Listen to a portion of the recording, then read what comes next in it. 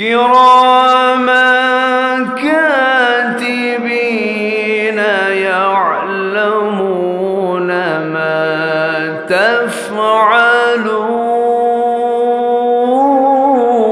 تفعلون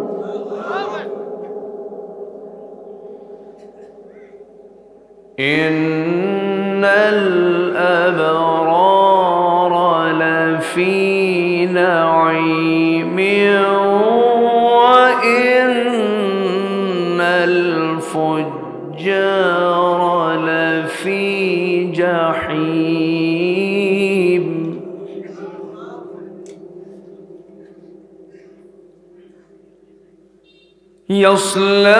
يصلونها يوم الدين وما هم عنها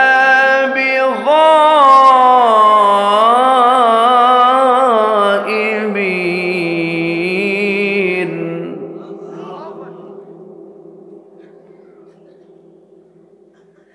يوم لا تملك نفس لنفس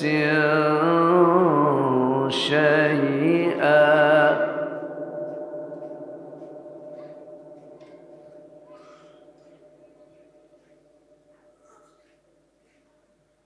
يوم لا تملك نفس لنفس شيئا والأمر يومئذ لله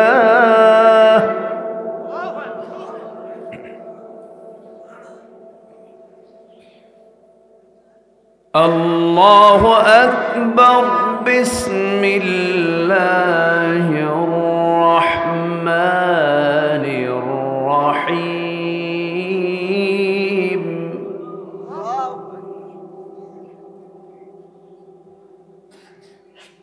إن الله وملائكته يصلون على النبي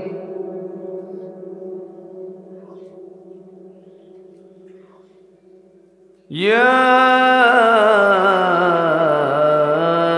أيها الذين آمنوا صلوا عليه وسلموا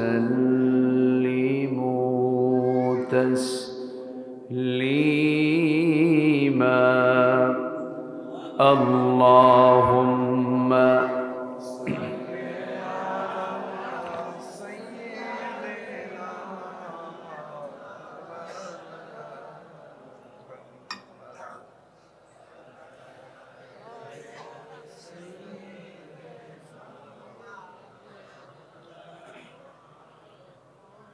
এটা আওয়াজ দিয়ে নবীর প্রেমে মাতোয়ারা হয়ে জবান খুলে সবাই বলুন আল্লাহুম্মা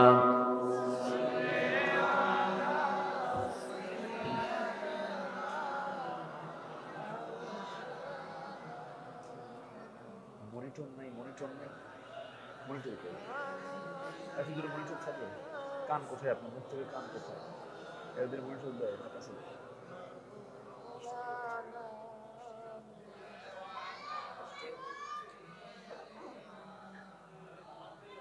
এত দূরে বক্স কেন বুঝলাম সবাই বলুন বালাগাল উলা বিকামালিহি কাশাফাত তুজা বিজামালিহি হাসানাত জামিউ খিসালিহি সাল্লু سورة يوسف بدار حكمة لقمان ما قارئ قرآن باری يهدي لساد مان ما بلغ العلا بكماله كشف التجى بجماله حسنت جميع خصاله سلوا আমি কোরআনের সুর মাঝে শুনেছি যে নাম, আজানের সুর মাঝেও শুনেছি সে নাম। ও নাম শুনেছি আমি আমার হৃদয়, হে রাসূল নবীজি তোমায়, হে রাসূল নবীজি তোমায়। সবাই বলি সাল্লাল্লাহু আলাইহি ওয়াসাল্লাম।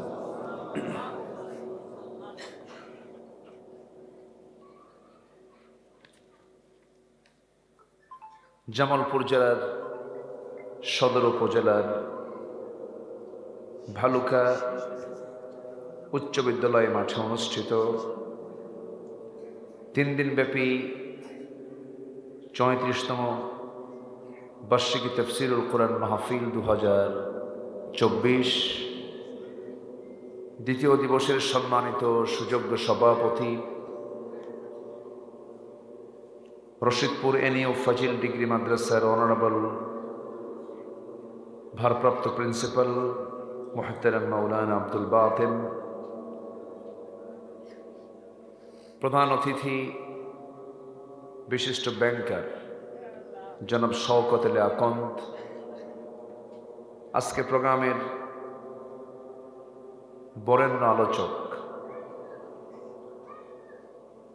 প্রথিতযশা আলেমে দ্বীন, আমার অত্যন্ত কাছের মুহতারাম মুফতি মাওলানা মুহাম্মদ সোহেল আল মাসুদ হাফিজাহুল্লাহ, মুফতি মাওলানা শরীফুল ইসলাম জামালি দামাত বরকাতুহুম, সম্মানিত সঞ্চালক জনাব মাওলানা রুহুল আমিন,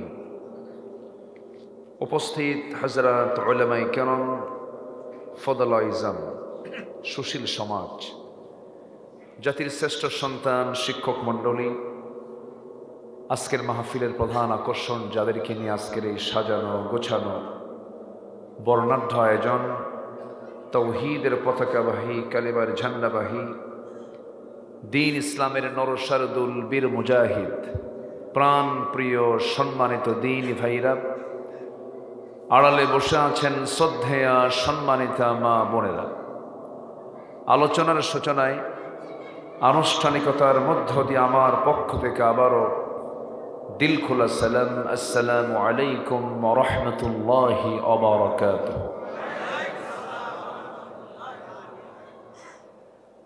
সবাই কেমন আছেন?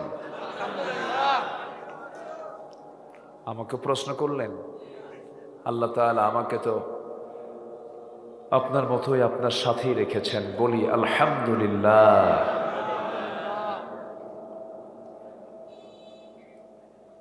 মাইকের হর্নগুলো কোথায় রাখছেন? হর্ন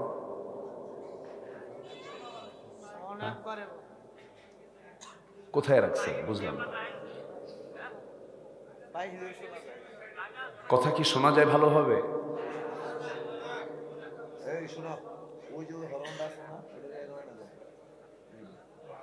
বুঝলাম না এরা কি করলো।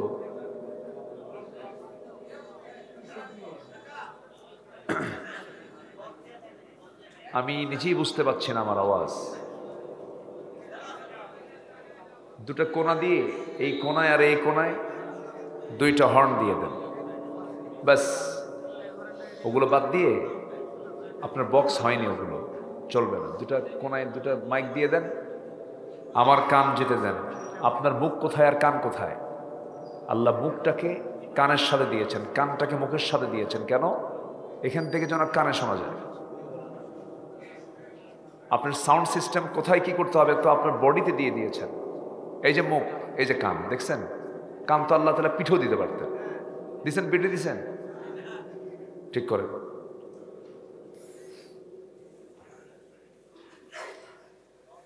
মহান রব্বে করিমের অশেষ শুকরিয়া যে মহান আল্লাহ সুবহানাহু ওয়া তাআলা আমাকে আপনাকে সারাদিনের সকল কাজকর্মের ইতি টেনে ক্লান্ত শ্রান্ত দেহটাকে স্বস্তি দেবার জন্য যখন আমরা এই শীতের প্রচণ্ড কনকনে হাড় কাঁপানো শীতের ভিতরে যখন বিছানায় থাকার কথা, ঠিক সেই মুহূর্তে ঠান্ডা মাটিতে বসে কোরআনের প্রবল আকর্ষণে আমরা বসে আছি জান্নাতের বাগানে। যে মনিব আমাকে আপনাকে এমন সুন্দর আয়োজনে সামিল করলেন, সেই মহান রবের শানে বলে উঠছি আলহামদুলিল্লাহ। আবারও বলছি আলহামদুলিল্লাহ। চিৎকার মেরে বলছি আল্লাহুম্মা ইন্নী আসআলুকা আল হুদা ওয়াত তুকা ওয়াল আফাফা ওয়াল গিনা। সবাই বলি আল্লাহুম্মা আইন্নি আলা যিকরিকা ওয়া শুকরিকা ওয়া হুসনি ইবাদাতিকা। আমরা আল্লাহ তাআলার শুকর আদায় করে নিলাম। সম্মানিত হাজিরিন, আমি আলোচনার সূচনায় কোরআনে কারীমের গুরুত্বপূর্ণ একটি সূরা, যে সূরার নামই হলো ফেটে যাওয়া, অর্থাৎ কোনো কিছু ভেঙ্গে যাওয়া। সূরাতুল ইনফিতার থেকে আমি কিছু আয়াতে কারীম আমি তেলাওয়াত করেছি। মান সাররাহু আন ইয়ানজুরা ইলা ইয়াউমিল কিয়ামাহ কাআন্নাহু রাআই আইন ফালইয়াকরা ইযা আশ-শামসু কুফিরাত ওয়া ইযা আস-সামাউ ইনফাতারাত ওয়া ইযা আস-সামাউ ইনশাক্কাত। যদি কেউ নিজের চোখে কিয়ামতের দিনটা যদি নিজের চোখে দেখতে চায় দুনিয়াতে বসেই, আমার রাসূল বলেছেন সে যেন সূরা তাকবীর, ইনফিতার এবং ইনশিকাক যেন পড়তে থাকে। আমার নবীজি প্রায় এই সূরাগুলো নামাজের মধ্যে তেলাওয়াত করতে নিয়ে কেঁদে ফেলতেন, অজরে ঝাড়ায় তিনি কাঁদতেন। কারণ কিয়ামতের দিনটা বড় ভয়াবহ। এই দিন এমন একটা ভয়ঙ্কর দিন, যেদিন কেউ কাউকে চিনবেই না, কেউ কাউকে সুযোগও দেবে না, কেউ কাউকে বুঝবে না, কেউ কাউকে জানবে না, কেউ কারো কথা মানবে না। সেদিন মানুষ উলঙ্গ হয়ে হাসরের ময়দানে দৌড়াদৌড়ি করবে, ছোটাছুটি করবে। এমন একটি কণ্ঠকে কীর্ণ ময়দান আমাদের সবার সামনে আছে না নাই? আসতে বলবেন না, আছে না নাই? আছে। সেই দিনটার প্রস্তুতি আল্লাহ নিতে বলেছেন বলেই এই সূরাটি আল্লাহ তাআলা নাজিল করেছেন আমাকে আপনাকে সতর্ক হওয়ার জন্য। সম্মানিত ভাইয়েরা, মানুষ কখনো ভালো হবে না। পৃথিবীর কোনো প্রশাসন দিয়ে, আইন দিয়ে, কানুন দিয়ে মানুষকে ভালো করা সম্ভব নয় যদি তার ভিতরে কিয়ামতের জ্ঞান না থাকে, হাসরের জ্ঞান না থাকে, পরকালীন জবাবদিহিতার জ্ঞান যদি তার মধ্যে গভীর থেকে গভীরতর না হয়, সে ব্যক্তি কখনো ভালো হতে পারে না। ভালো হওয়ার শর্তই হলো তাকে পরকালমুখী হতে হবে এবং পরকালের জ্ঞান তার মধ্যে থাকতে হবে। সেই পরকালের জ্ঞান আমরা পাবো যে কিতাবের ভিতরে, সেই কিতাবের নাম কি? আল কোরআন। আল্লাহ তাআলা এই কিতাবের ভিতরে মূলত তিনটা বিষয়ে আমরা যদি পাঠ করি, এই কিতাবের মধ্যে তিনটা বিষয়ে মূল বক্তব্য দেওয়া হচ্ছে। একটা হচ্ছে তাওহীদ, আরেকটা হচ্ছে রিসালাত, আরেকটা হচ্ছে আখিরাত। তো আখিরাতের উপর আল্লাহ তাআলা 10 পারা জুড়ে কথা বলেছেন। 10 পারা। কয় পারা? 10 পারা।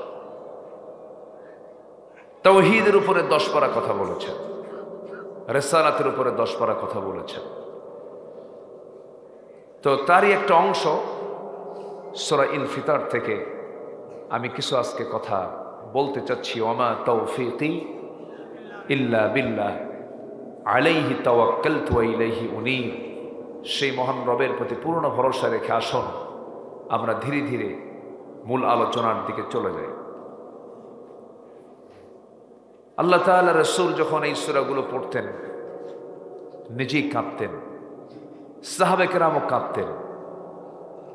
কারণ কান্না ছাড়া এই পৃথিবীতে বান্দার অধিকাংশ সময় অন্যদিকে না কাটানোই উচিত।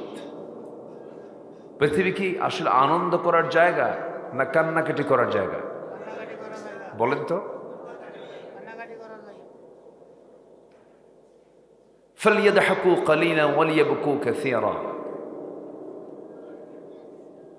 সম্মানিত ভাইয়েরা,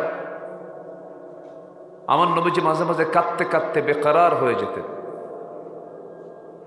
সেজদায় পড়তেন, ঘন্টার পরে ঘন্টা চলে যেত, সেজদা হতে নবীজের মাথা উঠত না।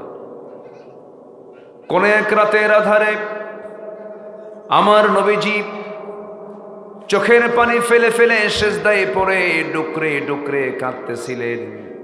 এমন সময় আম্মা জান আয়েশা সিদ্দিকা রাদিয়াল্লাহু তাআলা আনহা যখন দেখলেন ঘন্টা পার হয়, রাসূল নড়েন না, চড়েন না, চিমটি কাটলেন দেহের ভিতরে। আমার নবীজি নড়ে উঠলেন। সালাত শেষ করার পর রাসূল বলছেন, আয়েশা তুমি আমার দেহে চিমটি কাটলে কেন? বলছেন, ইয়া রাসূলুল্লাহ আপনার নড়াচড়া নাই, মনে করলাম মরে গেলেন কিনা। আপনি তো নড়ছেন না, নড়াচড়াটা বন্ধ হয়ে গেছে। রাসূল বললেন, আয়েশা আমার যে তুমি চোখের পানি দেখতেছো, লাইয়ানজু আহাদুম মিনকুম, সে হাসরের ময়দানে কিয়ামতের দিন কোন ব্যক্তি নাজাত পাবে না। বলা হলো, আনতা আপনিও নাকি? রাসূল, নাম আমিও নাজাত পাবো না। ইল্লা আইয়াতাগাম্মাদানি আল্লাহ, কিন্তু আল্লাহ রাব্বুল আলামিন আমাকে রহমতের চাদরে আবৃত করবেন, আল্লাহ আমাকে মাফ করে দিবেন। জোরে বলি সুবহানাল্লাহ। মঞ্চে কোনো আওয়াজ নাই, বুঝলাম না, মঞ্চে কোনো ক্লিয়ার আওয়াজ নাই। আমার কান কি হচ্ছে, দিচ্ছে না? দেন অপারেটিং সিস্টেমটা বুঝতে হয়। হার্ট অফ মাহফিল, মাহফিলের প্রাণ হচ্ছে মাইক এবং সেটিং। যদি স্বামী স্ত্রী, হ্যাঁ না দিচ্ছে, স্বামী স্ত্রী বিয়ে শাদী হওয়ার পরে যদি দুইজন দুই ঘরে থাকে, কত কাম হবে? হ্যাঁ, তো এদের তো কাম দেখতেছে এরকমই।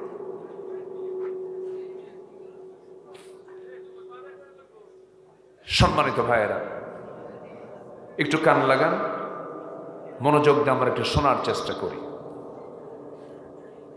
তাহলে কিয়ামতের দিন পৃথিবীতে কেউ কারো আপন না, এটা বললে ভুল। পৃথিবীতে মোটামুটি একজন আরেকজনের জন্য যায়, চেনে, কিন্তু কিয়ামতের দিন কেউ কারো না। এতটা ভয়ঙ্কর দিন সবার সামনে আছে না নাই?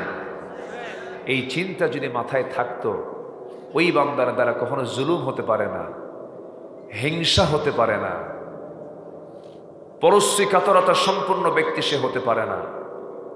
বিগত 16 বছর আমরা যে সময়টা পাড়ি দিয়েছি, গত বছর এখানে এসেছিলাম, আমি মঞ্চে মাইক পেয়েছি বহু পর। এত মুফাসসির মঞ্চে ছিল, বুঝলেন, মানে নেতাদের উৎপাতে, কি কথা কি বুঝতেছেন আপনারা? মানে দখল হতে হতে পোস্টার সহ দখল, পোস্টার দখল, মঞ্চ দখল, সব দখল, ঠিক কি না? নাম দিবেন না, থানায় ফোন দেয়। ওখানে জঙ্গিবাদের উস্কানি হচ্ছে, নাশকতার আশঙ্কা আছে, মাহফিল বন্ধ করে দাও। কোথায় আপনারা এখন? 16টা বছর আমাদেরকে কথা বলতে দেয়নি। ডানে বামে কিরামুন কাতিবিন রেখে দিচ্ছে। বোঝেন নাই? কতবার যে আমাকে ধরেছে, মাহফিল থেকে নিয়ে চলে গেছে থানায়। সম্মানিত ভাইয়েরা, মামলা শুরু হয়েছে আমার নামে 1998 সাল থেকে প্রথম।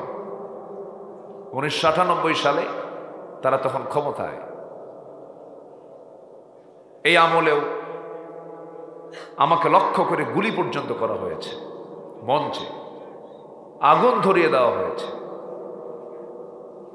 সেক্রেটারিকে সেখান থেকে ধরে নিয়ে পিটায়া তাকে থানা হাজতে নিয়ে পরে মামলা দিয়ে তাকে জেলখানায় ঢুকানো হয়েছে।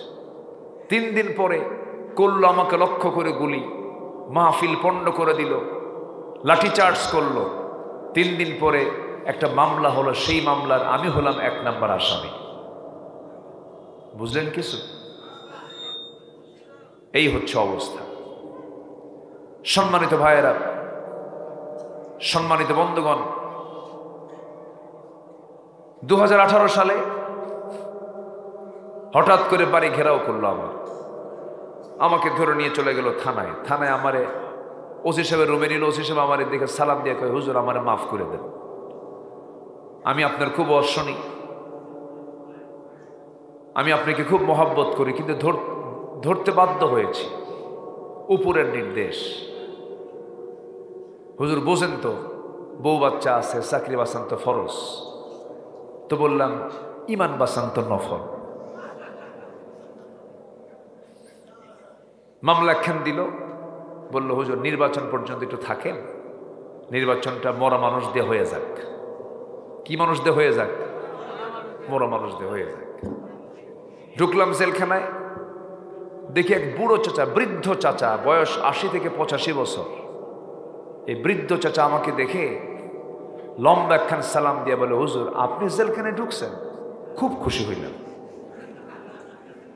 তো বললাম, ঢুকলাম জেলে, আপনি হলেন খুশি, এটা কেমন কথা? বলে, বাবাজি ওয়াজ শুনতে যাই, অনেক দূর থেকে শুনি, দেখি, মুসাফা করার খুব শখ জাগে, পাই না কাছে, এত সুন্দর কাছে আসছেন, ধরা দিচ্ছেন, খুব ভালো হয়েছে। তো বললাম, চাচা আপনার নামে মামলা কেন? নাতিপুতি থুই আপনি এই জায়গায় কেন আসছেন? বুড়া বয়সে, চামড়া কুচকে গেছে, দাঁতগুলো পড়ে গেছে। বলতেছে মজা করে, বাবাজি বোমা হামলা, বোমা হামলা, আমার নামে বোমা হামলার মামলা হয়েছে, আমি নাকি এই বুড়া হাতে নাকি হামলা করছি, বোমা মারছি।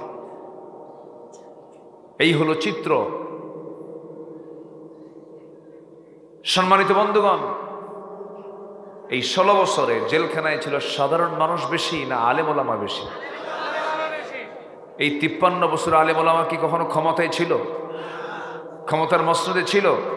তারা কি দোষ করলো? সবার কাছে বিষয়গুলো স্পষ্ট, কিন্তু শুধু একটাই কারণ ছিল, তাদের ক্ষমতাকে পাকাপোক্ত করার জন্য, কিচ্ছু না তাছাড়া। এই রোগ ফেরাউনের রোগ। কার রোগ বলেন তো? কার রোগ? ক্ষমতায় অবৈধভাবে টিকে থাকার যে চেষ্টা, এটা শুরু করেছে প্রথম হলো ফেরাউন। টিকতে পেরেছিল? টিকতে পারে নাই। 1600 বছর হায়াত পেয়েছিল ফেরাউন, এরা ছিল 16 বছর। সংখ্যার যে মিল হলো কেমনে বুঝলাম না। সেদিন এক শ্রোতার সামনে থেকে দাঁড়ায় বলে, হুজুর ওটা ছিল পুরুষ ফেরাউন আর এটা ছিল লেডিস ফেরাউন।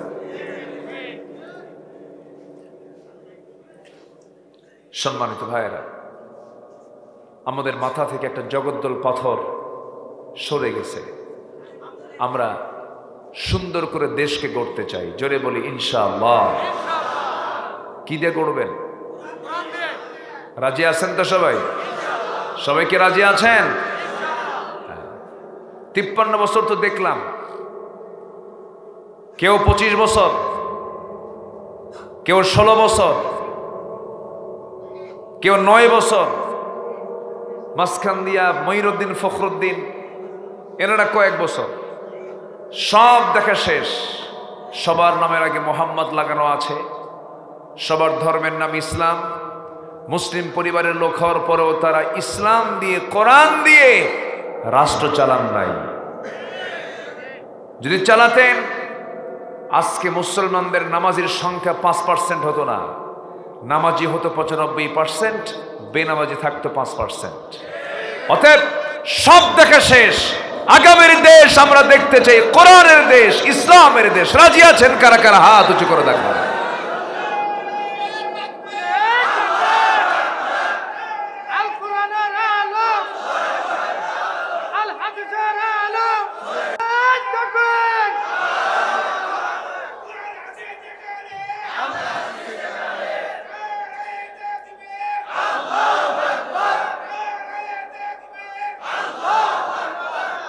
আল্লাহ কবুল করুন, জোরে বলি আমিন।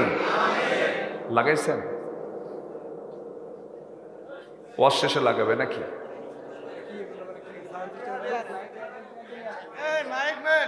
এই ধমক দিয়েন না, ধমক দিলে তো মরে যাবে তো। আচ্ছা থাক, আমার দিকে তাকান এখন না। আচ্ছা বলতেছি তো, আমি তো থেমে নেই, আমি আছি তো। জি বলি ইনশাআল্লাহ, আরো জোরে বলি ইনশাআল্লাহ।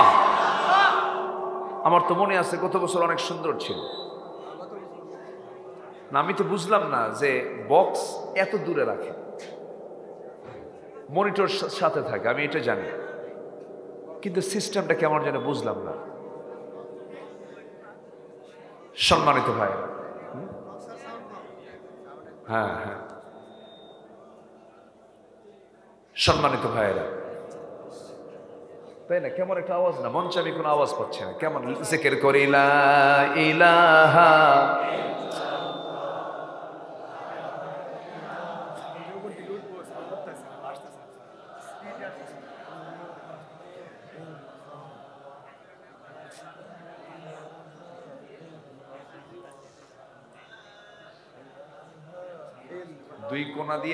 দুই কোণা দিয়ে দুটো মাইক দেন, ব্যাস হয়ে গেল তো। আপনার চতুর্থ আসমানে মাইক থুয়ে লাভ আছে?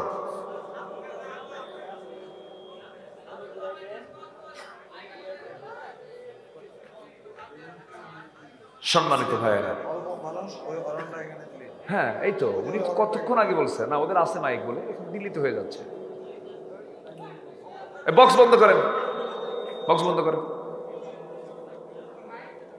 মাইক ঠিক রাখেন, মাইক ঠিক রাখেন। সম্মানিত ভাইয়েরা, সম্মানিত বন্ধুগণ,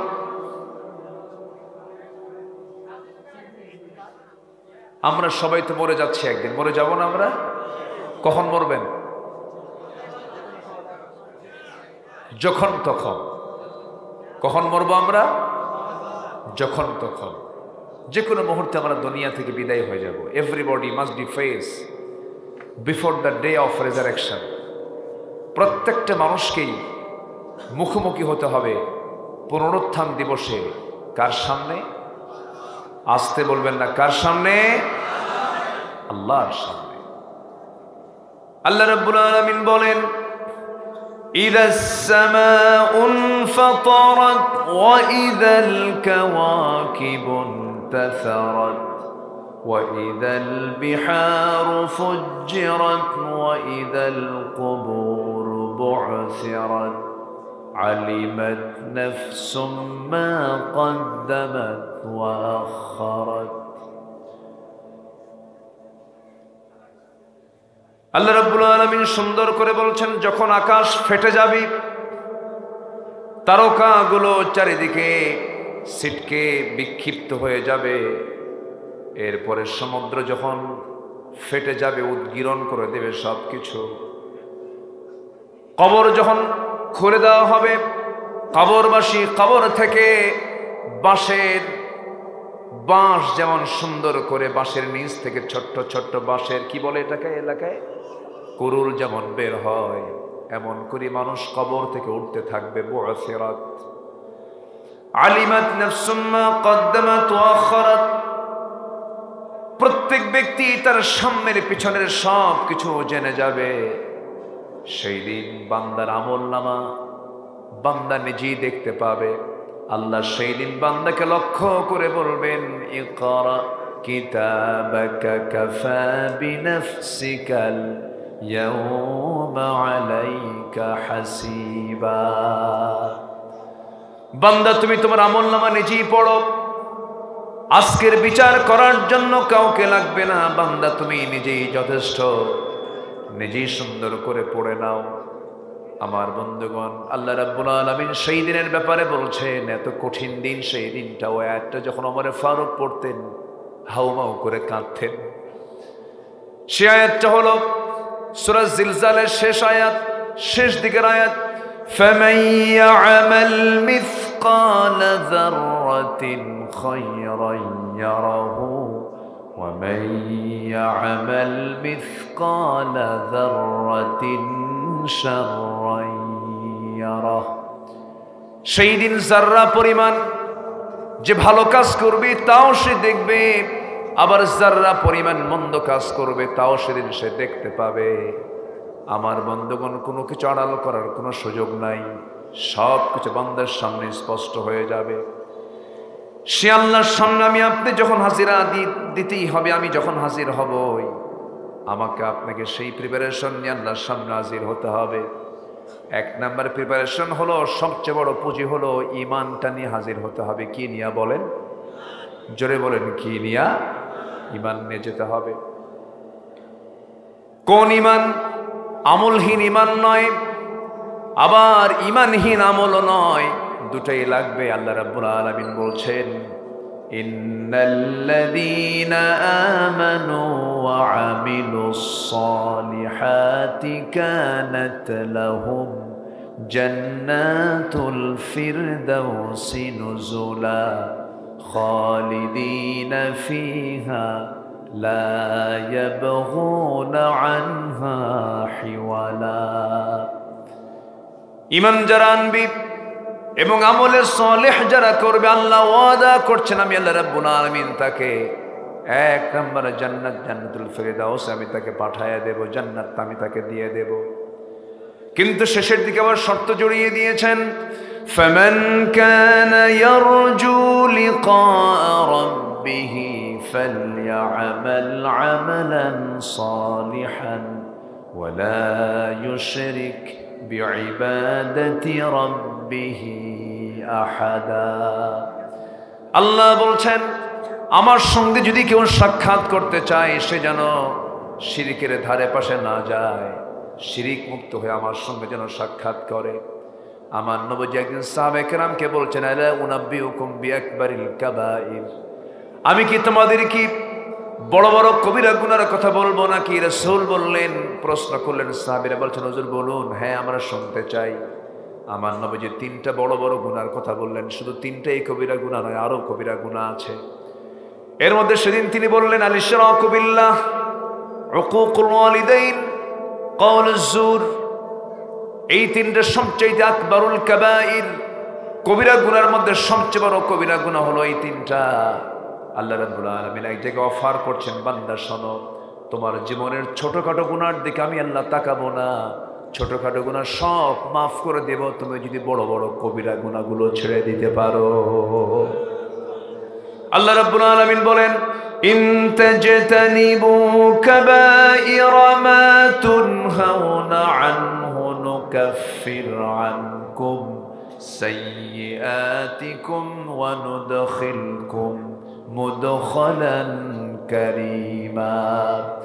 বান্দা তুমি যদি বড় বড় গুনাহগুলোকে ছেড়ে দিতে পারো, আমি তোমার ছোট ছোট গুনার দিকে নজর দেব না, আমি ওগুলোকে মাফ করে আমি তোমাকে সম্মানজনক জান্নাত দিয়ে দেব। জোরে বলি সুবহানাল্লাহ।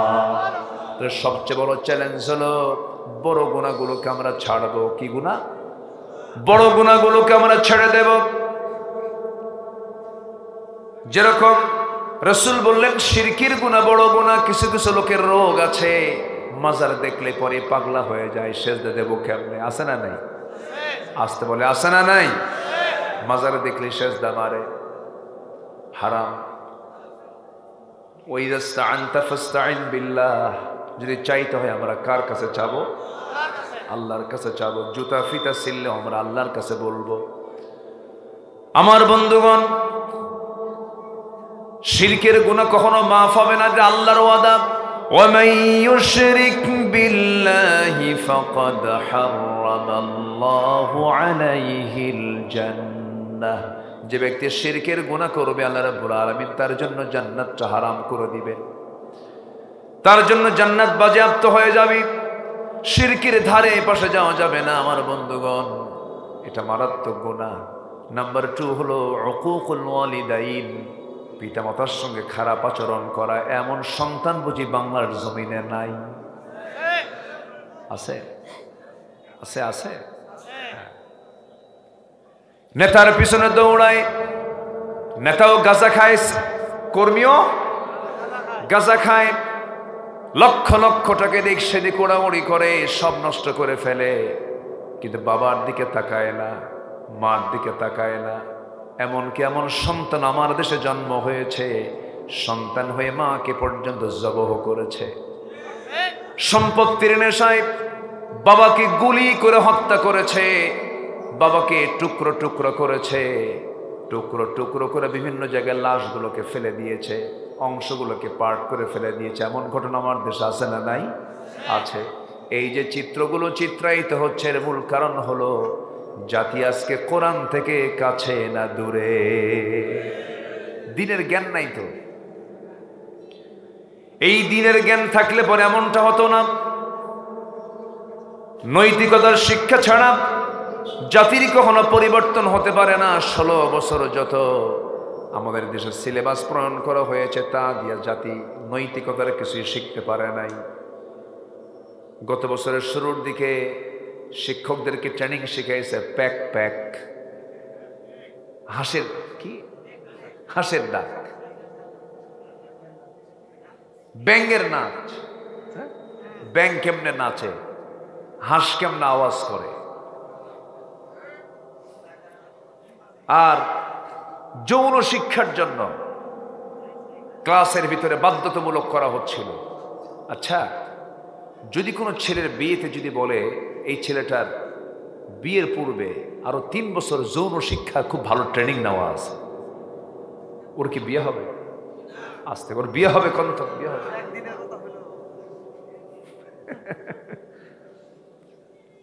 কিছু কিছু শিক্ষা তো ন্যাচারাল, আল্লাহ তাআলা এটা ন্যাচারাল স্বাভাবিকভাবে দিয়ে দিয়েছেন সবার ভিতরে। আল্লাহু আকবার বলেন। পাখি যে আকাশে ওড়ে, ট্রেনিং নিয়ে ওড়ে, ওর স্বভাবই তো আকাশে ওড়ার, আল্লাহ ওইরকম করে বানায় দিয়েছে। যা করেছে, যা দেখিয়েছে, সম্মানিত বন্ধুগণ, এই যে একটা বিজয়, এই যে একটা পরিবর্তন এনে দিয়েছেন, তিনি আমার কে? আসতে বলবেন না, তিনি আমার কে? আল্লাহ পারেন না? কত মুরব্বী বলেছেন না মরা পর্যন্ত উপায় নেই। আর তারা তো কইছে 2041, ঠেলে কোথায় নিয়ে গেছে? 41। ভবিষ্যৎ তো ওদের কাছে ওহী নাযিল হয়েছিল। শেষ পর্যন্ত কি হলো? ফেরাউন যেমন কয় মিনিট আগেও টের পায় নাই যে আমি এই দরিয়ায় আমি চুবানি খেয়ে মরব, এরাও টের পায় নাই। রান্না হলো মুরগি গণভবনে, মুরগির রান দুপুরে রান্না বান্না হলো যার জন্য তার কপালে জুটলো না। ছাত্রগুলো যায় বলল খায় না, না খায় আন্দোলন করলাম, আমরাই খাই।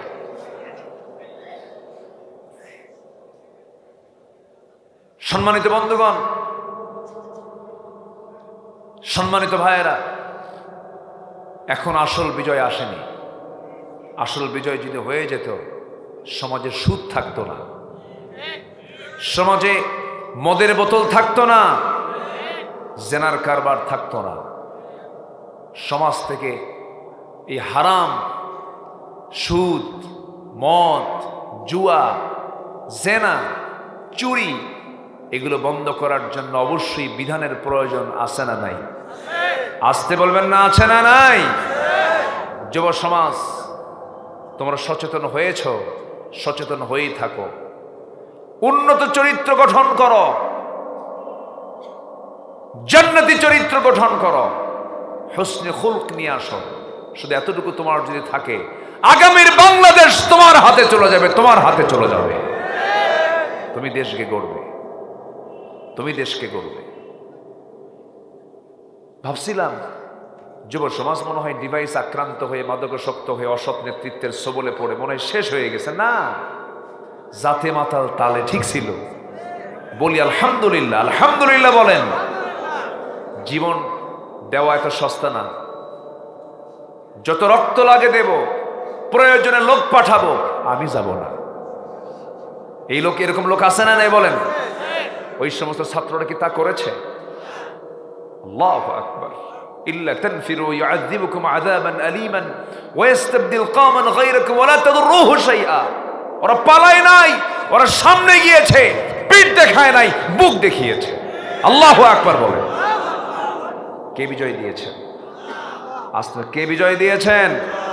আল্লাহ। কি করে নাই তারা? আল্লামা সাইদের মতো মানুষটাকে কেমনে মারল ওরা? নির্দয়ের মতো মেরেছে তারা,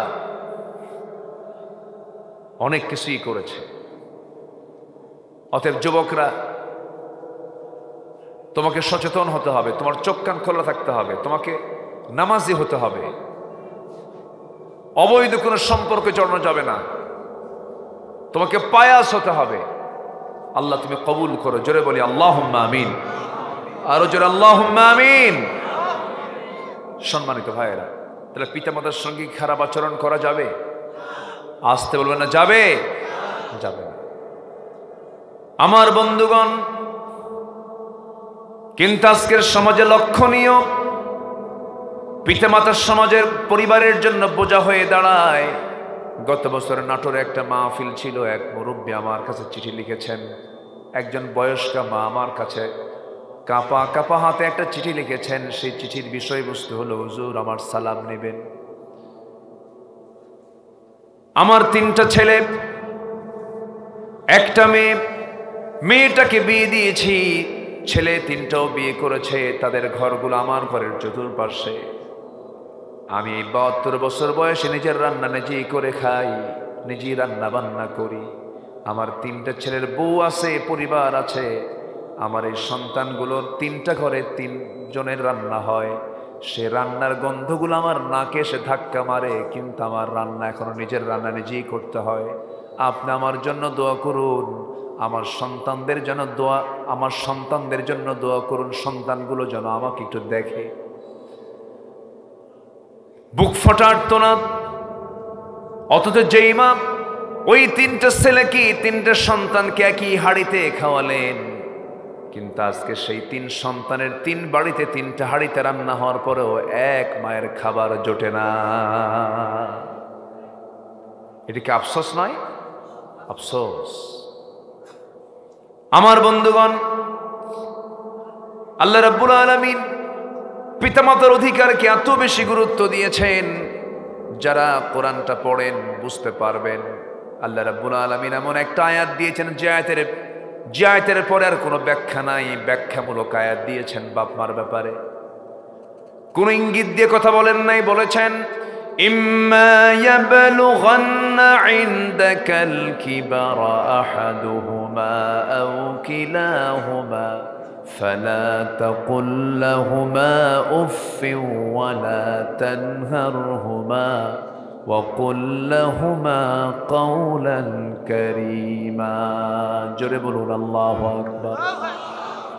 ব্যাখ্যামূলক কথা। তোমার মা যখন বুড়া হয়ে যাবে, অথবা বাবা বুড়ো হয়ে যাবে, বার্ধক্যে যখন উপনীত হবেন, সেই সময় তোমার মুখ থেকে আচরণ বের হতে পারে, এমন কিছু আচরণ তোমার বাবার কাছ থেকে আসতে পারে। বৃদ্ধ হয়ে যাবে তোমার বাপ, বুদ্ধি লোপ পেয়ে যাবে, তোমার বিরুদ্ধে আরেকজনকে বলবে। তুমি সন্তান, তোমার বিরুদ্ধে তোমার বাপ আরেকজনকে বলবে, আমার ছেলে ভালো না, আমার ছেলে এই করে, কিচ্ছু মনে করা যাবে না, বয়স্ক হয়ে গেছে। রাগারাগি করা যাবে না, পাশে বসে শুধু বাপকে এতটুকুই বলা যাবে, বাবা আমি তোমার সন্তান, তুমি আমার বিরুদ্ধে বললে তোমার তো দুর্নাম হয়। সুন্দর করে বোঝাতে পারেন, কিন্তু চোখ রাঙ্গায় এক কথা বলার ক্ষমতা নাই। এটা কে দিয়েছেন? কে অর্ডার দিয়েছেন? আল্লাহ। এই শিক্ষাগুলো আজকে শিক্ষায় নাই। সন্তানগুলো এইগুলো জানে না। এই সভ্যতায় গড়ে ওঠে নাই এমন পরিবেশ আমরা আজকে দেখতে পাচ্ছি। এরকম সিচুয়েশন তৈরির মূল কারণ হলো কোরআনের জ্ঞানগুলো নাই, দ্বীনের জ্ঞানগুলো নাই। এরপরে কোনটা? নাম্বার 3 হলো কাউলুজ জুর, বাজে কথা যারা বলে, বেহুদা কথা যারা বলে, বেফাঁস কথা যারা বলে, মুখ থেকে কোনো হিসাব করে না। ইমানদারের মুখ থেকে যখন কথা বের হবে সেই কথা হবে দলিলের মতো। দলিল লেখক যেমন লিখতে নিয়ে চিন্তা ভাবনা করে লেখে যেন একটা ভুলও না হয়, ঠিক তেমন ইমানদার যখন জবান থেকে কোনো কথা বের করবে অত্যন্ত চিন্তা ফিকির করে কথা বের করবে, যেন চুল পরিমাণ কোনো ভুল যেন তার মুখ থেকে না বের হয়। ওয়াল্লাযীনা হুম قد أفلح المؤمنون الذين هم في صلاتهم خاشعون والذين هم عن اللغو معرضون। ওই সমস্ত মুমিনগুলো সফল কাম যারা তাদের মুখ থেকে অনর্থক কোনো কথা না বের করে। জোরে বলি আল্লাহু আকবার। এই জাতি কথা শিখবে কেমনে? জাতির নেতাদের কথার সাইজ আছে? কি বাজে কথা! কি বললো? খেলা হবে। হ্যাঁ, কি খেলা হবে? একজন ওয়েটফুল ব্যক্তির মুখ থেকে এই জাতীয় কথা মানায় না, বেফাস কথা। যিনি বললেন খেলা হবে, আজকে তিনি কোথায়, কই যে আছে আল্লাহই তো জানে। আমি কি দোয়া করে দেব? তো এই যে লোকগুলো যাচ্ছে যে চলে, এই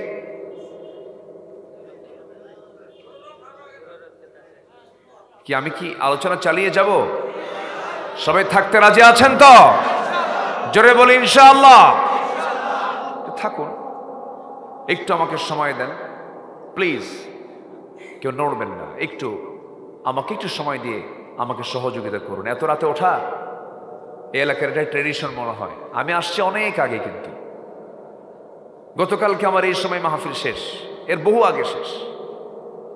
আমি চেষ্টা করি একটু যৌবন টাইমে ওঠার জন্য চেষ্টা করি, কিন্তু এই এলাকার যে সিস্টেম, যে পদ্ধতি, যাই হোক, আমার দিকে তাকান। তাহলে মুখ থেকে কি কোনো বাজে কথা বের হওয়া যাবে? বাজে কথা বের হওয়া যাবে? এগুলো মারাত্মক গুনাহ, যে গুনাহগুলো তওবা ছাড়া মাফ হয় না। আল্লাহ আমাদেরকে হেফাজত করুন। জোরে বলি আমিন। সম্মানিত ভাইয়েরা, এই 53 বছরে যত সরকার এসেছে, কেউ নামাজের জন্য কেউ কিছু করেনি। যে নামাজ মানুষকে জান্নাতে নেবে, সেই নামাজে আজকে এই জাতি পড়ে না। আমার বুকটা ফেটে যায়, জানেন, বুকটা ফাটে আমার। মাত্র 5% মুসলমান নামাজ পড়ে, আর বাকিগুলোর নামাজের খবরই নেই। আর এত বিড়ি খায় জাতি, ওরে বাপরে বাপ। এই যে দিক দিয়ে আসলাম, এখানে তো মেলা না, কোথায় আসতে নিয়ে দেখি হাই রে গন্ধ, মানে শুধু ধোঁয়া, খালি ধোঁয়া নাকে এসে ধাক্কা মারতেছে। কি বিড়ির গন্ধ! এত বিড়ি খায় জাতি। শীতের মধ্যে কমে না বাড়ে? বাড়ে আরো। প্রচন্ড গরম, প্রচন্ড ঠান্ডা, তো হুজুর বিড়ি খায় হিট করছে, হিট। কি নেশা!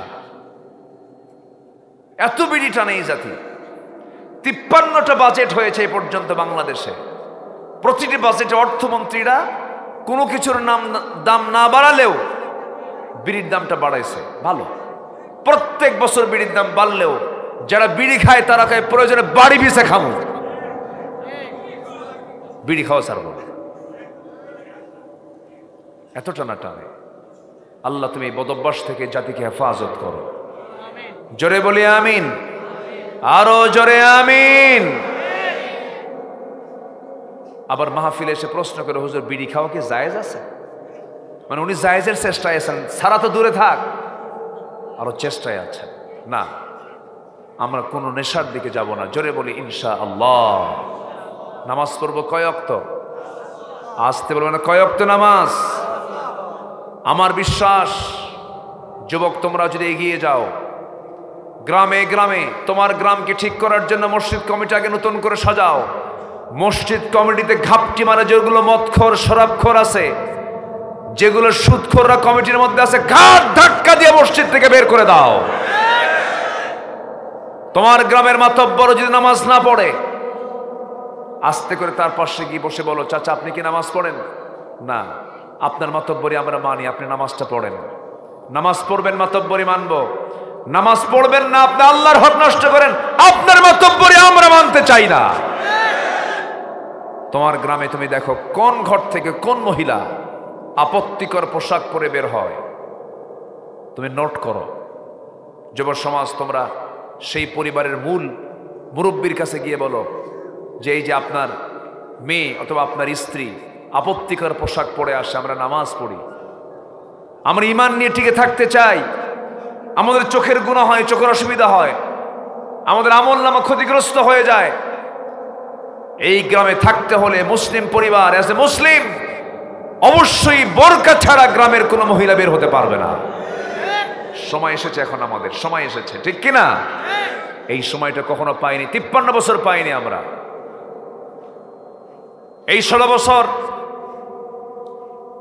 8% পাস করেন, 92% মুসলমান এই দেশে। আমরা দেই 92 কোটি টাকা ট্যাক্স, ওরা দেয় 8 কোটি টাকা ট্যাক্স। অথচ বিগত 16 বছরে 64 ডিস্ট্রিক্টের 64 ডিসির ম্যাক্সিমাম ছিল 8% লোকের হাতে, ঠিক কিনা? অথচ ট্যাক্স দিলাম কারা বেশি? আমরা বেশি। সেই দিন আমরা আর দেখতে চাই না। আমরা দেশটাকে সুন্দর করে সাজাবো। জোরে বলি ইনশাআল্লাহ, জোরে বলি ইনশাআল্লাহ। কি দিয়া? আসতে বলবেন না, কি দিয়া? কোরআন দিয়া। তাহলেই সফল হব। আমার রাসূল কি সাধারণ কোনো মানুষ যার মুখে একটা মিথ্যা কথা সারা জীবনে বের হয়নি, একটা মিথ্যা কথা বের হয় নাই, কৌতুক করেও না। সেই নবীজি নবুয়ত পাওয়ার আগে কম চেষ্টা করেন। উনি তো মানবতার নবী ছিলেন। ওনার মন কাঁদত, সমাজকে কিছু দেবার জন্য ছটফট করত, হেল্পফুল ফুজুল গঠন করেছিলেন। পেরেছিলেন? সফল হতে পারেননি। নবুয়তের আগ পর্যন্ত অনেক চেষ্টা করেছেন, পারেন নাই। কেন পারেন নাই? তার কাছে সফলতার কোনো তন্ত্রমন্ত্র ছিল না। চেষ্টা করেছেন, ব্যর্থ হয়েছেন। নবী যদি, নবীর অবস্থান থেকে এমন একজন মহান ব্যক্তি যদি, এত বড় ব্যক্তি যদি কোরআন ছাড়া চেষ্টা করে যদি ব্যর্থ হয়ে যান, আমি আপনি কেমন করে সফল হব?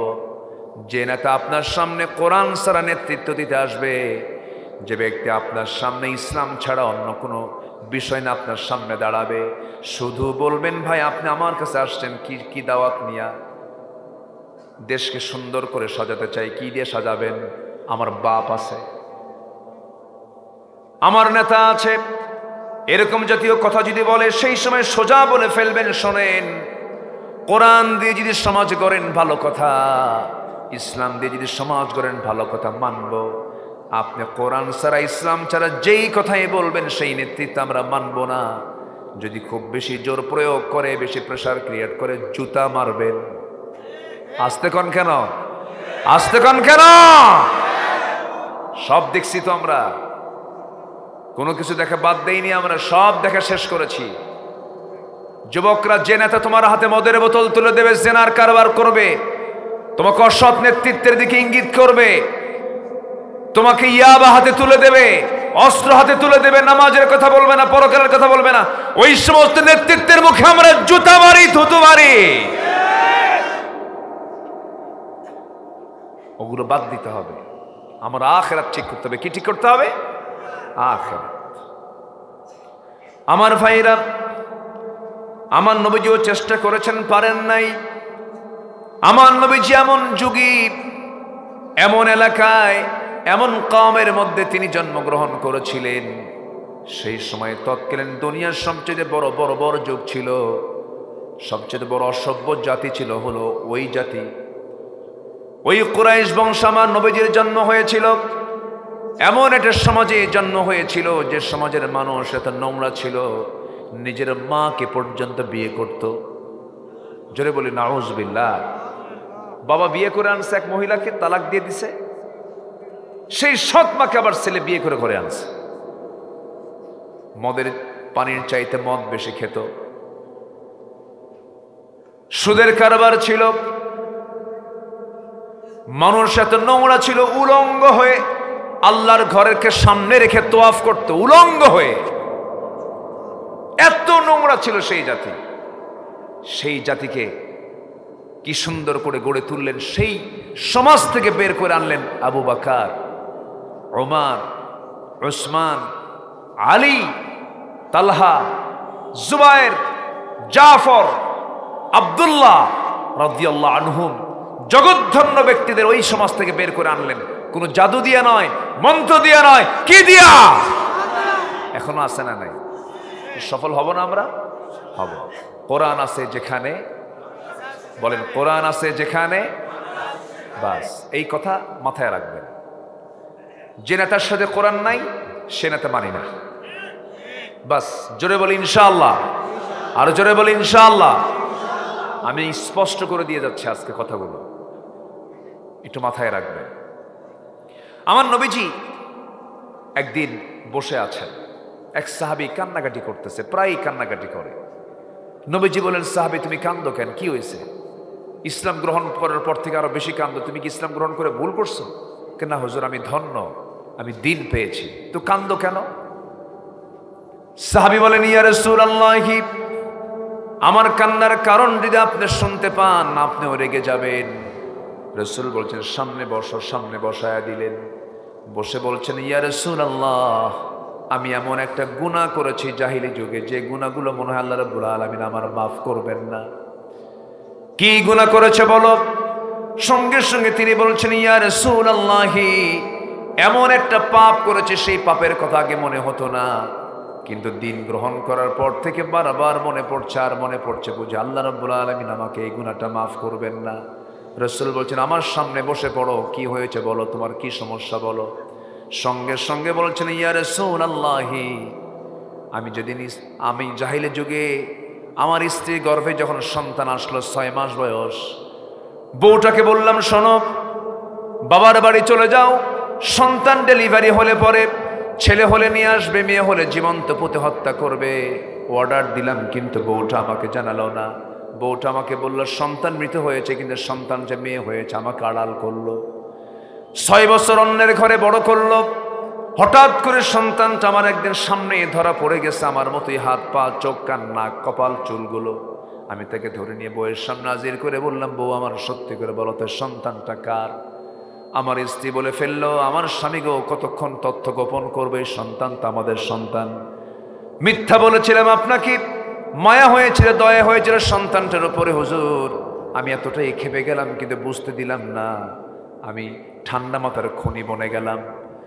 ওই সন্তানকে আমি কোলের মধ্যে নিলাম, আদর করলাম, চুমু দিলাম, এবং তাকে আদর করে ডাক দিলাম। মেয়েটা তার মাকে লক্ষ্য করে বলছে, মা, এই এত সুন্দর বাবার সঙ্গে আগে কেন পরিচয় করে দিলেন? আমার বাপ তো খুব ভালো মানুষ। আমি ওর হৃদয়ের মধ্যে ঢুকে গেলাম। পরের দিন অভিনয় করে বললাম, বউ, আমার মেয়ে, তোমাকে আমি তোমার নারীর বাড়ি নিয়ে যাব। বউ, আমার মেয়েটাকে সুন্দর করে সাজিয়ে দাও, গুছিয়ে দাও। সাজিয়ে দেওয়া হলো, গুছিয়ে দেওয়া হলো। মেয়েটা বুক ভরা আশা নিয়ে আমাকে নিরাপদ মনে করে আমার সঙ্গে রওনা করলো। সামনের দিকে, নারীর দিকে না গিয়ে, নারীর বাড়ির দিকে না গিয়ে আমি জঙ্গলের দিকে রওনা করলাম। নবজি মনোযোগ দিয়ে কথাগুলো শুনছিলেন। জঙ্গল পার হচ্ছিলাম, মেয়েটার মুখ ছোট হয়ে যায়, বারবার বলে, বাবা, নারীর বাড়িতে এইদিকে নয়, তুমি এইদিকে যাও কেন? কিচ্ছু বললাম না। জঙ্গল পার হয়ে কোদাল একটা নিয়ে গর্ত খনন শুরু করে দিলাম। গর্ত খনন যখন শুরু করেছি, প্রচন্ড গরমের ভিতরে কোদাল মারতেছি, মাটিগুলো এসে ছিটকে আমার দাড়ির মধ্যে ঢুকে যায়। আর আমার মেয়েটা তার 5টা আঙ্গুল দিয়া খিলাল করে করে সেই মাটিগুলো সরাইয়া দেয়। সাফ করে বলে, আব্বা, তুমি গর্ত খনন কেন করছো? কি করবে তুমি এই গর্ত খনন করে? আমি কোদাল মারতেছি, ঘেমে যাচ্ছি। সেই ঘর্মাক্ত দেহটাকে আমার মেয়েটা গামছা দিয়ে মুছে মুছে দেয়, আর বলে, বাবা, কেন গর্ত খনন করছো? কিচ্ছু বললাম না। গর্ত খনন যখন শেষ হয়ে গেল, মেয়েটাকে আস্তে করে ডাক দিয়ে বললাম, মা, দেখো তো গর্ত খনন কেমন হয়েছে। আমার মেয়েটা সরল মনে, হুজুর, একদম সরল মনে, সাদা মনে মেয়েটা গর্তের কাছে চলে গেছে। গর্তের কাছে গিয়া উকি মেরে দেখতে লাগলো। আমি পিছন দিকে চলে আসলাম। পিছন দিকে চলে এসে এমন জোরে সজোরে ধাক্কা মারলাম, এক ধাক্কায় গর্তের মধ্যে পড়ে গেছে। চিত হয়ে পড়ে গিয়ে আবার সামনের দিকে আবার সোজা হয়ে চিত হয়ে 2টা হাত এক জায়গায় করে বলছে, বাবা, বুঝতে পেরেছি আমার এই জায়গায় আসার কারণ কি, তুমি আমাকে এখানে কেন নিয়ে এসেছো? আমার মার কথাই বাস্তব হয়েছে। তুমি আমাকে আজকে হত্যা করার জন্য এই জায়গায় নিয়ে আসছো বাবা, আমি তোমাকে ওয়াদা দিচ্ছি বাবা, তুমি আজকে আমাকে প্রাণে যদি একটা বারের জন্য বাঁচায়া দাও, মৃত্যু পর্যন্ত আমার এই চেহারা তোমার সামনে আমি কখনো দেখাবো না।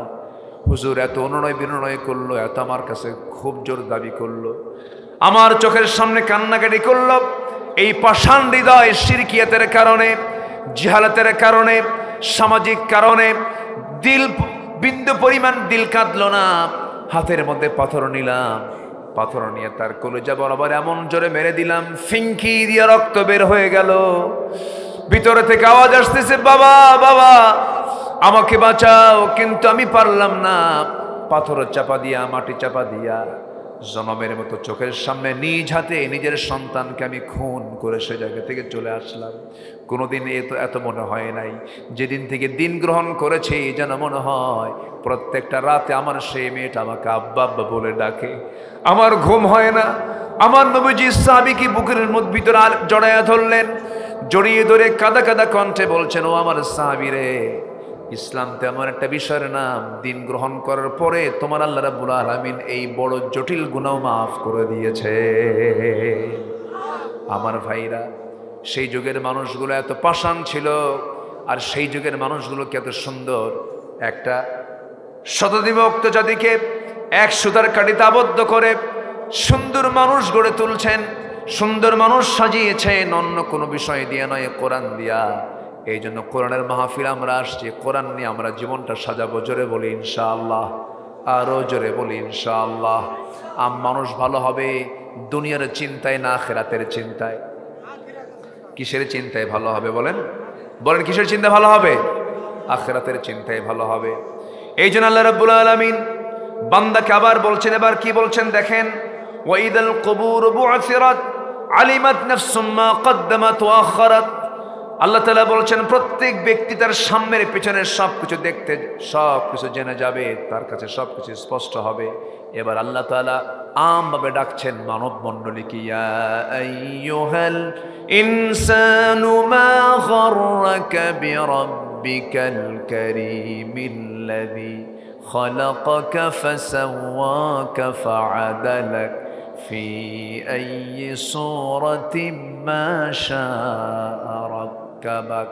দেখেন ১৫০০ বছর আগে কোরআন নাজিল হলো, এই সূরার এই আয়াতের মধ্যে আল্লাহ পাক সায়েন্স ঢুকায়া দিয়েছেন। জোরে বলেন সুবহানাল্লাহ। কি ঢুকায়া দিয়েছেন? সায়েন্স, বিজ্ঞান ঢুকিয়েছেন। অনেক রাত তো আমি গভীরে যেতে পারছি না। প্রথম যে আয়াত ৫টা নাজিল হয়েছে ওখানেও সায়েন্সের কথা আছে। খলাকাল ইকরা বিসমি রাব্বিকাল্লাযী খালাক খালাকাল ইনসানা মিন আলাক। আলাক শব্দটাই হলো একটা সায়েন্সের শব্দ, এমব্রায়োলজি। আল্লাহ তাআলা ভ্রূণ তথ্য এর মধ্যে ঢুকিয়ে দিয়েছেন। সম্মানিত ভাই, আল্লাহ পাক বলছেন, হে মানব মণ্ডলী, কিসে তোমাকে আমার স্মরণ থেকে তোমাকে দূরে রাখে?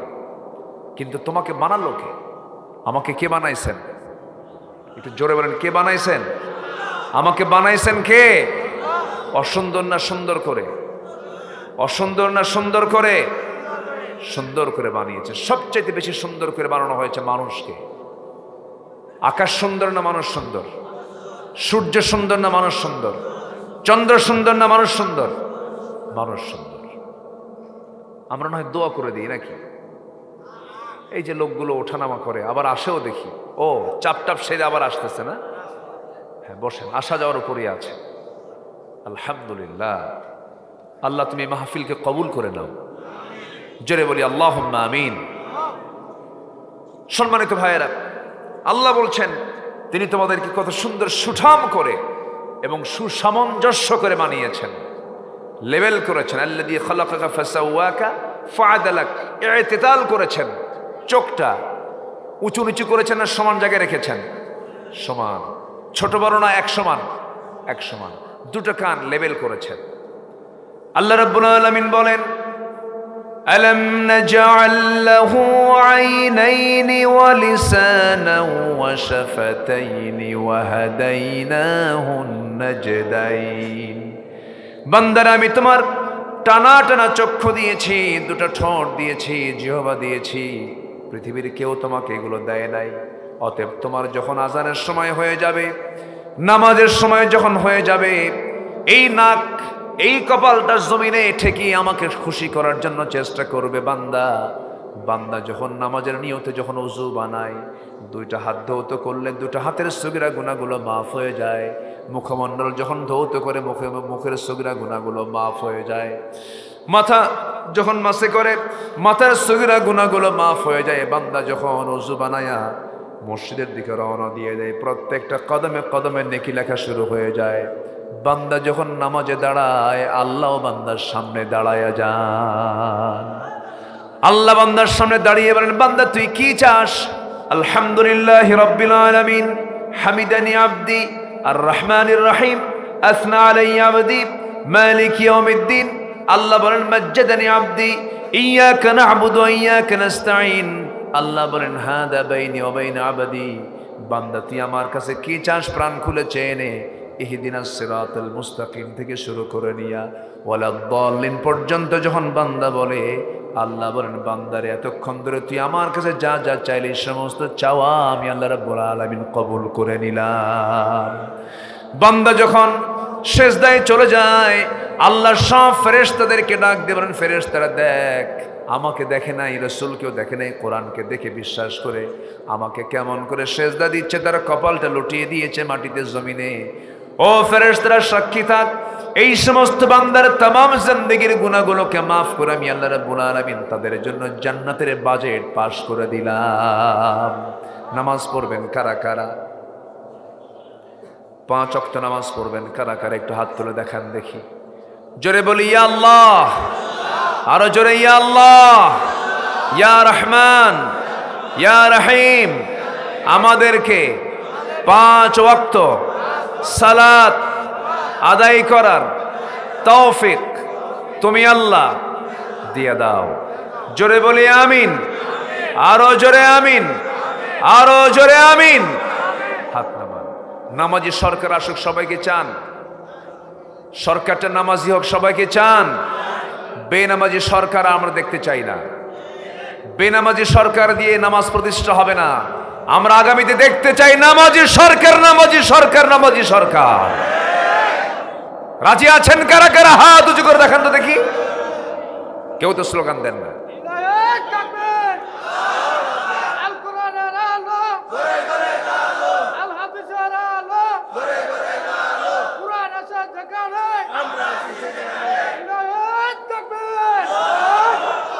আল্লাহ কবুল করুন। জোরে বলে আমিন। কষ্ট পাচ্ছেন মনে হয়? সমস্যা নাই তো? বলি আলহামদুলিল্লাহ। সম্মানিত ভাইয়েরা, আল্লাহ পাক আমাকে আপনাকে এত সুন্দর করে বানালেন, আমি আল্লাহকে ভুলে গেলাম। আমি আল্লাহকে ভুলে গেলে কি আল্লাহর কোনো যায় আসে? আল্লাহর কোনো যায় আসে? তবে একটা প্রশ্ন করবো, বলুন তো, আল্লাহ আমাকে বেশি ভালোবাসেন না আমি আল্লাহকে বেশি ভালোবাসি? বলেন বলেন। যদি আল্লাহ আমাকে বেশি না ভালোবাসতেন, যে আকাম কুকাম গুলো করি, হ্যাঁ, থাকতে পারতাম? থাকতে পারতাম আমরা? এত কিছু করার পরেও সূর্যের আলোটা আল্লাহ পাক কি সুন্দর করে দিচ্ছেন,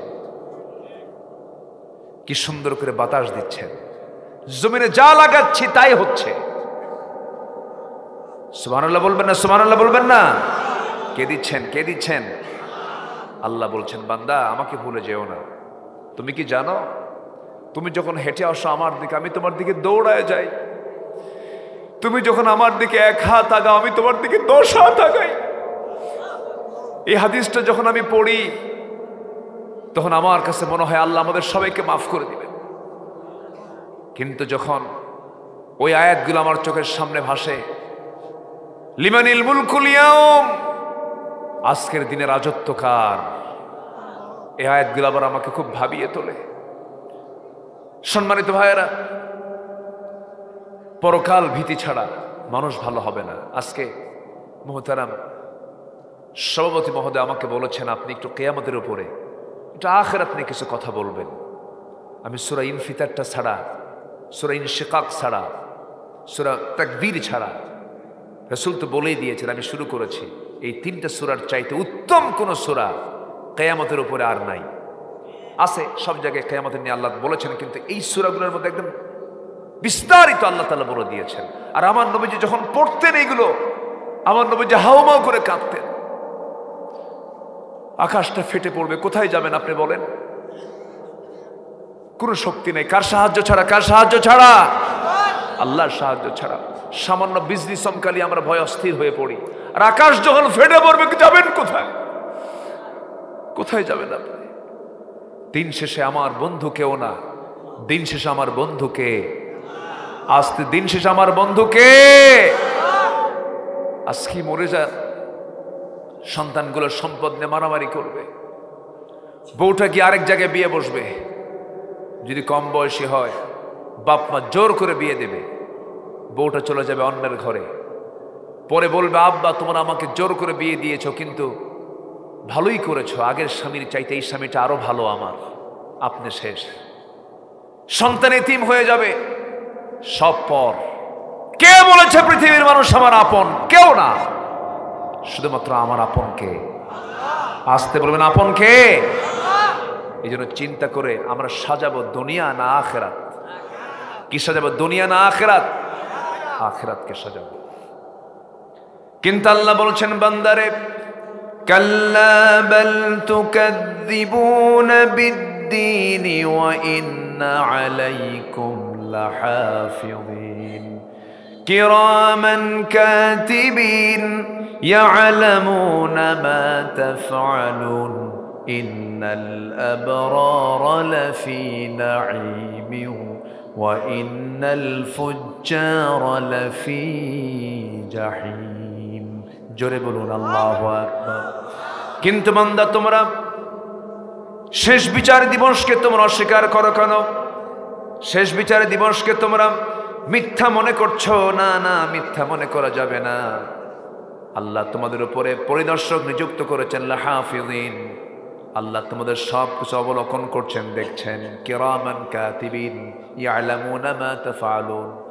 সম্মানিত ফেরেশতারা, লেখকরা, যা তোমরা করছো অটো রেকর্ড হয়ে যেতেছে। দুনিয়ার সামান্য বুদ্ধি দিয়ে যদি আমার আলোচনা এখানে রেকর্ড হয়, কি বলছি, কি করছি, কেমন করে কথা বলছি যদি রেকর্ড করতে পারে, আল্লাহ রাব্বুল আলামিনের ক্যামেরা মনে হয় খুব দুর্বল, হ্যাং মারে, হ্যাং মারে। আমার আপনার ক্যামেরা হ্যাং মারবে, আমার আপনার ক্যামেরা নেটওয়ার্ক পাবে না, সমস্যা হবে। কিন্তু আল্লাহর ক্যামেরা এমন ক্যামেরা যার চাইতে উন্নত ক্যামেরার নাই। কিরামান কাতিবিন ইয়ালামুনা মা তাফআলুন। আল্লাহ রাব্বুল আলামিন সব রেকর্ড করে দিচ্ছেন। সেদিন শুধু রেকর্ডটা ছেড়ে দিবেন, তোমার যৌবনকালটা এই কাজে করেছো ব্যয়, তুমি এইগুলো আকাম কুকামগুলো করছো। সেদিন লজ্জায় আমরা আল্লাহর সামনে দাঁড়াতে পারবো না। এখন প্রশ্ন করব আমি, আমরা আল্লাহর সামনে লজ্জা নিয়ে দাঁড়াতে চাই না সম্মান নিয়ে দাঁড়াতে চাই? কি নিয়া, কি নিয়া? ডান হাতের আমল নামা নিয়ে আমরা আল্লাহর সামনে হাজির হব। আমার বন্ধুগণ, এবার বলছেন আল্লাহ তাআলা বলছেন দুটো আত্মা, একটা হলো ফুজ্জার আর একটা হচ্ছে আবরার।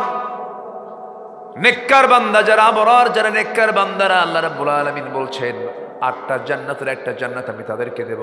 ইন্নাল আবরারা লাফি নাঈম। যারা পুণ্যবান আত্মা, যারা ভালো আত্মা, যারা ভালো কাজ করেছে, নেক আমল যারা করেছে, তারা জান্নাতুন নাঈমের মধ্যে থাকবে। আর যারা গুনার কাজে যারা লিপ্ত ছিল, জিনার কাজে যারা লিপ্ত ছিল, মানুষকে ঠকাতো যারা, ওজনে কম দিত, নেওয়ার সময় বেশি নিত, এই সমস্ত লোকগুলো পাপীরা অবশ্যই যাবে জাহান্নামে। ইয়াসলাউনাহা ইয়াউমাদ্দিন। কর্মফলের দিন তারা তার মধ্যে প্রবেশ করবে। আমার বন্ধুগণ, ওয়া ইন্নাল ফুজ্জারা লাফি জাহিম ইয়াসলাউনাহা ইয়াউমাদ্দিন ওয়া মা হুম আনহা বিগাইবিন। তোমরা সেই দিন সম্পর্কে তোমরা গাফেল কেন? আল্লাহ রাব্বুল আলামিন সেখান থেকে তোমরা কোনো ক্রমেই সরতে পারবে না, পালাতে পারবে না। ওয়া মা হুম আনহা বিগাইবিন। ওয়া মা আদরাকা মা ইয়াউমুদ্দিন সুম্মা মা আদরাকা মা ইয়াউমুদ্দিন। তোমরা কি জানো ওই কর্মফল দিনটা কি? আবার বলছেন, তোমরা কি জানো ওই কর্মফল দিনটা কি? একটা কথা বারবার বললে তার গুরুত্ব কমে না, বাড়ে। মানুষের মাথার ভিতরে শর্ট টার্ম মিডিল টার্ম আর লং টার্ম থাকে। যে কথা একবার বলা হয় শর্ট টার্মে যায়, যখন দুবার বলা হয় মিডিল টার্মে যায়, যখন তিনবার বলা হয় সেটা লং টার্মে যায়। আমার নবীজি যে কোনো কথার গুরুত্ব বোঝাতে গিয়ে একবার বলেছেন, দুইবার বলেছেন, আর তিনবার বলেছেন। তিনবার। দেখেন তার কথাটাও আজকে সায়েন্সের সঙ্গে মিলে যাচ্ছে। যেটা গুরুত্বপূর্ণ কথা রাসূল সেটা তিনবার বলতেন, এদিকে মেডিকেল সায়েন্স বলছে শর্ট টার্মে একবার, মিডিল টার্মে দুইবার, আর লং টার্ম ব্রেনের লং টার্মের মধ্যে ঢুকে যায় যখন একটা মানুষ তিনবার একটা কথা বলে। আল্লাহু আকবার বলে। আল্লাহ তাআলা বলছেন ওমা আদরাকা মা ইয়াউমুদ্দিন সুম্মা মা আদরাকা মা ইয়াউমুদ্দিন, তোমরা কি জানো সেই দিনটা কি? এবার আল্লাহ তাআলা তার জবাব দিচ্ছেন, কোরআন তো এমন একটা কিতাবের নাম যার মধ্যে প্রশ্ন আছে, কি আছে? উত্তর আছে। প্রশ্ন আছে, উত্তর আছে। যেখানেই প্রশ্ন সেখানেই উত্তর। আল্লাহু আকবার বলেন। তাহলে জান্নাত পেতে হলে, সেই জান্নাত পাওয়ার জন্য আল্লাহ তাআলা এমন একটা সিলেবাস দিয়েছেন যে সিলেবাসে প্রশ্ন খুঁজে পাওয়া যায়, উত্তরও খুঁজে পাওয়া যায়। আমরা কোরআনটা সুন্দর করে পড়বো, জোরে বলি ইনশাআল্লাহ। আল্লাহ রাব্বুল আলামিন বলেন সেই দিনটা হলো ইয়াউমা লা তামলিকু নাফসুন লিনাফসিন শাইআ ওয়াল আমরু ইয়াউমা ইযিল লিল্লাহ। সেই দিনটা এমন দিন যেদিন কেউ কারো কোনো উপকারে আসবে না। আরেকটা আয়াতে বলেছেন ইয়াউমা ইয়াফিরুল মারউ মিন আখি ওয়া উম্মিহি ওয়া আবিহি ওয়া সাহিবাতিহি ওয়া বানি। সেই দিন মানুষ মানুষ থেকে পালাবে, ভাই ভাই থেকে পালাবে, স্ত্রী স্বামীকে চিনবে না, স্বামী স্ত্রীকে চিনবে না, এমনকি মা পর্যন্ত সন্তানকে বলবে আমি পৃথিবীতে সন্তান পেটে ধারণই করি নাই, আমার কেউ নাই রে। এমন একটা কঠিন দিন সবার সামনে আসতেছে। সেই দিন আমার একমাত্র বন্ধুকে, আরো জোরে বলেন তিনি আমার কে? আমার ভাইয়েরা সেই দিন কি হবে? ওয়াল আমরু ইয়াউমা ইযিল লিল্লাহ। সেই দিন একমাত্র আল্লাহর ফয়সালা থাকবে, আল্লাহর সবকিছু ইখতিয়ারে থাকবে, সব আল্লাহই করবেন। অতএব সে আল্লাহর সামনে ধারণা দিতে হবে। সাইয়েদনা আবু বকরের নাম সবাই শুনেছেন। কয় নাম্বার খলিফা? 1 নম্বর খলিফা। আহারে কি আফসোস করতেন, কি চিন্তা আখিরাত নিয়ে করতেন, কি পরকাল নিয়ে চিন্তা করতেন। তিনি দোকানদারি করতেছেন, কাপড়ের দোকানদার ছিলেন। হঠাৎ করে এক কাস্টমার এসে বলতেছে আবু বকর এই যে কাপড়টা 6 মাস আগে নিয়ে গেছিলাম, কাপড় পছন্দ হয় নাই, ফেরত নিয়ে নাও। ফেরত নিয়ে নিলেন, টাকাটা তাকে দিলেন। টাকা ফেরত দেওয়ার পরে কাপড়টা নিয়ে নেওয়ার পরে হাউমা করে কাঁদতেছেন। সবাই বলল আবু বকর সামান্য কাপড়ের জন্য কান্দো কেন? তিনি বলছেন না রে না, আমি কাপড়ের জন্য কান্দি না, এখান থেকে একটা প্রশ্ন আমার বের হয়ে গেছে, জবাব বের হয়ে গেছে। কি?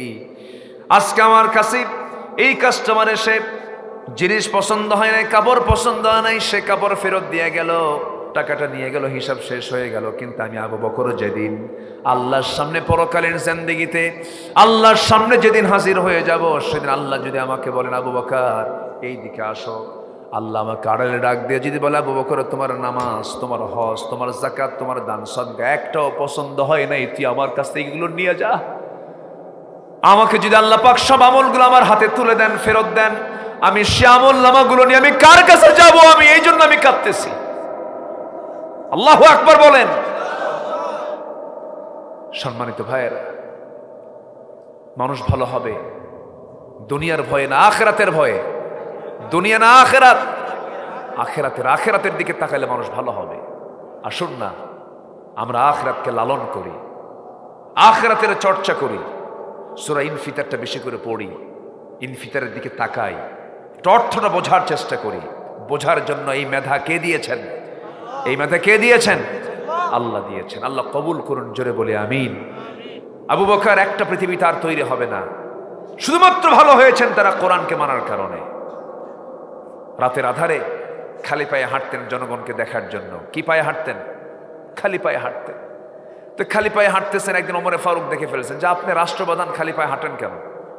পা তো ফেটে যাবে আপনার পাথরের আঘাতে, চামড়া ফেটে রক্ত বের হবে।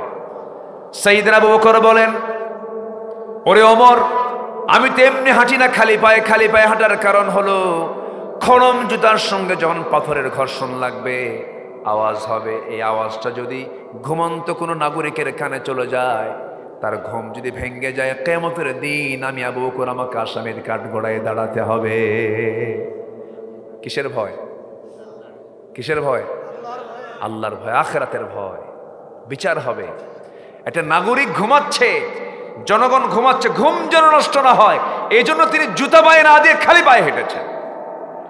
আর আমার দেশের একটা নেতা ঢাকা থেকে আসবেন জামালপুরে, অথবা একটা মন্ত্রী আসবেন, প্রেসিডেন্ট আসবেন, 6 ঘন্টার জন্য রাস্তা বন্ধ। ওই সমস্ত নেতৃত্ব আর মানি না আমরা। নিজের চোখে দেখা মালয়েশিয়ায় দেখেছি, মালয়েশিয়ার প্রধানমন্ত্রী মাহাথির মোহাম্মদ, নাম শোনেন নাই? এই মাহাথির মোহাম্মদকে আমি নিজের চোখে, আমার স্বচক্ষু আমি নিজে দেখেছি। উনি একটা শপিং এ বের হয়েছেন, কেউ নাই তার সামনে পেছনে, তার স্ত্রী এবং তিনি একা একা শপিং করতেছেন, কোনো প্রোটোকল লাগে না। আধুনিক বিশ্বও আছে। আর আমার দেশের আতিপাতি নেতা হলে সামনে 50টা মোটরসাইকেল, পিছনে 50টা মোটরসাইকেল, পিটাইয়া সোজা করা দরকার এই সমস্ত বেদব নেতৃত্বকে, কোনো দরকার নাই। আল্লাহ বুঝার তৌফিক দান করুন। সাইয়েদনা আবু বকর রাদিয়াল্লাহু তাআলা আনহু রাতের আধারে, রাত 3টার দিকে, ফজরের একটু আগ দিয়ে, প্রত্যেক রাত তার প্রতিবেশী ছিল একজন বুড়ি মানুষ, স্বামীও নাই, ছেলে মেয়ে কেউ নাই, সব মারা গেছে। জন্য আসতো, খেজুর শুধু ধুয়ে দিত না, খেজুরের বিচিগুলো ভিতর থেকে খুলে আমার সামনে খেজুর বিচি মুক্ত খেজুর রাখতো, যেন আমার খেতে কষ্ট না হয়। সুবহানাল্লাহ বলবেন না?